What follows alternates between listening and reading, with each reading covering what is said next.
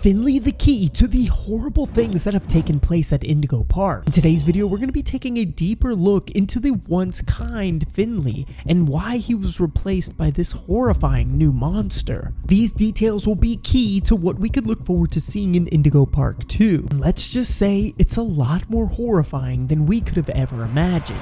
So if that sounds good to you, grab your popcorn and a drink and let's go ahead and take a dive in. So originally, we're introduced to Finley the sea serpent as the shy best friend of Rambley and Molly. We get introduced to him on Rambley's railway, and he's basically begging for somebody to visit him in his oceanic odyssey. Sadly, Finley looks to be quite depressed, as he even references the ocean being as blue as him, referencing his mood. And oddly enough, he's the only mascot that doesn't contain his own occupation within Indigo Park. For example, we have Molly McCall the pilot, we have Lloyd the lion, the entertainer, and Rambley, who does most of the meet and greets and of course operates his railroad. But one thing is very interesting about Finley. Rambley mentions that he's known him for over 100 years. He's one of the throwback mascots. But what if I told you that this same throwback mascot did something terrible to one of the visitors of the park? If you take a look at this poster here on the screen, you'll notice something different. For one, the difference between these two posters is quite simple. Notice, this little girl seems to be looking into the oceanic odyssey with no gate blocking her. However, after something horrible happened within Indigo Park's walls, there is now a gate separating visitors from the oceanic odyssey. This really makes me wonder, why did they decide to put up this gate? And the more I think about it, the only possible conclusion is that somebody might have accidentally gotten a little too close to Finley. And with such a giant monstrosity of a sea serpent, things probably didn't go well. Because let's face it, this glass cage isn't going to be enough to contain the monster that we see at the end of Chapter 1. And though he once was a friendly sea serpent, things must have changed between now and exactly what happened that day. So now let's break into some of the theories. So the Finley that we've come to know and love, the one that we were introduced to on the railroad, is a little bit different than what we can expect to see in Chapter 2. You see, originally Finley seems to be a friendly sea serpent, and one that is obviously very close to the other characters of the park. He's also a lot smaller than we could have imagined, especially when you see him in a full body form. Even going over some of my brother's hacking videos, this thing is absolutely insanely huge, and it doesn't really look like the small cute creature that you see on the screen now, which makes me wonder, was he replaced? And this actually could be further proven. If you go at the beginning of the game, look at the character's desk. There is a picture of the Oceanic Odyssey, the same one with the guardrail in front of it now, and next to it is a sticky note with the word replaced on it. Now, originally, I just thought that this was a hint into showing us exactly what we learned at the end of Chapter 1. And that is that human mascots were replaced by now a more realistic living mascot. But I actually think it goes a lot further than that. One theory that I would like to bring up is the fact that a child may have actually been killed, or at the very least, Finley was released from his cage.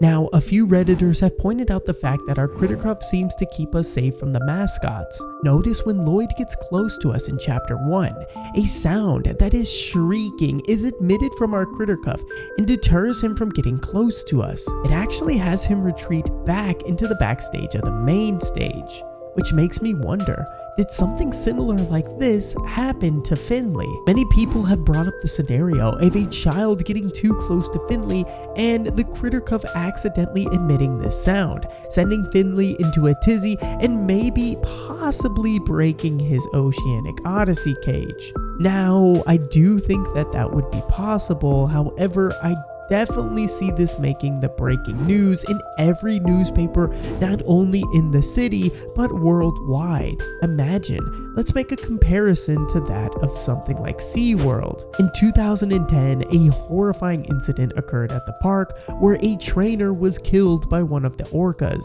This made national news, and I would only imagine if a child was killed by an giant sea serpent inside of the newest world-beloved Indigo Park, it would make national television and the park would never be opened again. But let's just point out the fact that our protagonist has already noted that Finley was replaced before the park even shut down, which is why I believe that theory number 2 is probably more likely. My theory is that Finley, the cute and shy version that was originally introduced into Indigo Park, wasn't pushing ticket sales enough.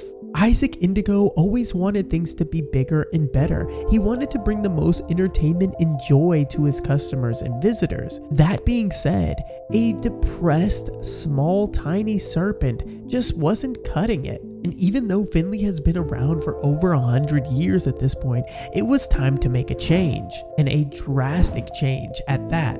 As we know, whatever happened at Indigo Park when Isaac Indigo decided to make the switch from human mascots into this more realistic version, something had sparked a aggro in all of the new characters. This serves true for all of the gang, including Molly McCall and Lloyd. The only one that seems to have dodged this is Rambley, and that's because he's an AI. So why should we believe that Finley also wasn't replaced and is now more aggro than before? We know that this switch of mascots took place right before the park closed down for good, so it makes me believe that our character made note of this as he visited for the last time before the park was shut down. Thus the reason why he was able to write down on a note, replaced with a question mark. He noticed that this new version of Finley was much bigger and definitely more aggro.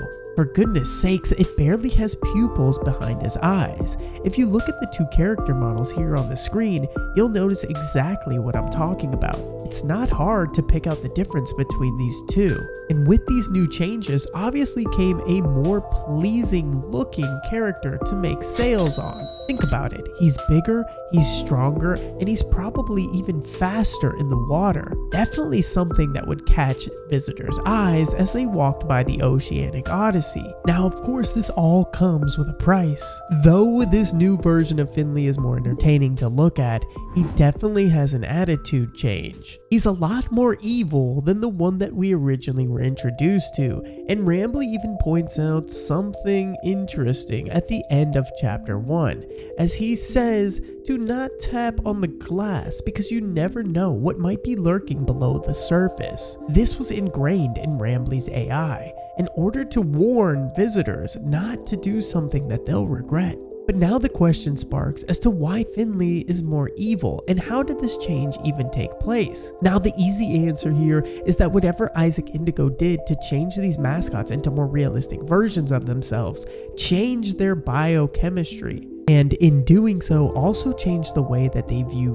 humans. This could lead down an even deeper rabbit hole, but let's go ahead and start with one of the main theories. For one, we already know that Salem has an influence on these characters. When playing Rambley's Rush, we know that she literally corrupts Molly McCall, turning her against her once best friend. That being said, why is it so hard to believe that she could also be doing these to the other characters of Indigo Park, including the reason why Lloyd the Lion is no longer the friendly showman, but instead a horrifying creature that lives in his backstage? My thought here is that Isaac Indigo betrayed Salem, leaving her out of the main cast and eventually having her despise him and all other humans. Now, unfortunately for him, she had an evil plan up her sleeve, creating a concoction that would turn his own creations against him, and thus the reason why I think Salem did what Isaac Indigo feared most, turn his beloved characters against him, eventually killing him and anybody else that stood in their way resembling him, including every other human inside of the park, both visitor and employee. And I think this process took time. She probably experimented on a few of the other characters. One in particular comes to mind, the lonely Finley. He literally begs for people to come visit him, and that's why I think he took a liking to Salem. In order to be corrupt, she needed somebody vulnerable. The original Finley was eventually corrupted by Salem, and when things got ugly, and a child may have slipped into his oceanic odyssey, that's where things took a turn for the worst. And so that's why our protagonist started to notice that the original Finley doesn't act like himself anymore. He's not just some lonely, friendly character down in the depths of the ocean of Indigo Park, but instead a ferocious monster, giant, and more than anything, extremely horrifying. And I think this is due to the likes of Salem turning him this way. Very similar to how she turned the protagonist's mom favorite character, Molly McCaw, against Rambley. This potion is extremely powerful and has no limitations. Now, of course, this is just a theory, but I do think we could be onto something here. And if you agree, let me know your stance on this subject as well in the comment section down below. But ladies and gentlemen, that wraps up this video here. If you enjoy more Indigo Park theories, do me a big favor, make sure you hit that like button, hit that subscribe button, and I'll see you in the next one. Until then, peace out!